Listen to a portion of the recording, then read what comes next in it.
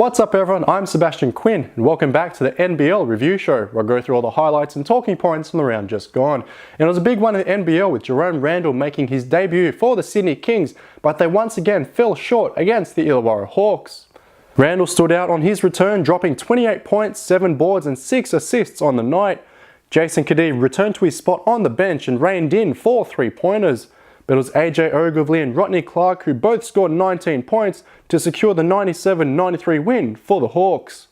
The Perth Wildcats did their best to keep in touch with the league leaders New Zealand Breakers, their first game of the round ending in an away win over the Brisbane Bullets. Bryce Cotton starred once again, scoring 24 points on 42% shooting.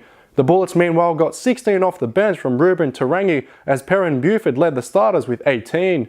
Both teams shot well from the field, but it was the Wildcats who came away with the victory 90-85. Sydney's second game of the round saw them travel down to Adelaide, Jerome Randall not quite getting the warm welcome that he was after. The Kings trailed by as much as 18 points with all 5 starters for Adelaide's finishing in double figures for scoring. Shannon Shorter finishing with 19 points as Adelaide scored 54 in the paint alone. Randall scored 18 points in his return to Adelaide, the Kings eventually losing by 15 in the 108-93 loss. After toppling the Kings earlier in the round, the Illawarra Hawks looked to make it 2 for 2 for the week, but the Cairns Taipans had different ideas, coming away 19-point winners. The Taipans led by as much as 26 as Deshaun Smith finished with an impressive line of 19 points, 5 boards and 6 assists. Despite grabbing 13 offensive rebounds, the Hawks were unable to score a single second chance point. Demetrius Conger led their offense with 17 points, missing only 4 shots in the process. The Hawks struggled from the field, hitting over 36% of their shots as they fell 87-66. The New Zealand Breakers have extended their winning streak to 9 games after a comfortable win over the Brisbane Bullets, the Bullets bench unable to capitalise on the great work done by the starters.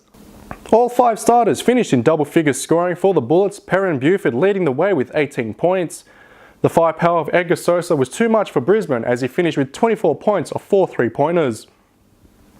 New Zealand turned over the ball just 8 times in a 90-82 win.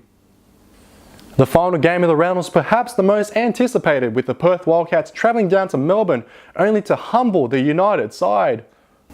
Melbourne couldn't buy a bucket as they hit just 30% of their shots, Casey Prather the only one knocking it down with consistency as he finished with 20 points. Bryce Cotton meanwhile scored 24 once again. The Wildcats led by 33 at one point and never looked back as they embarrassed Melbourne 91-59.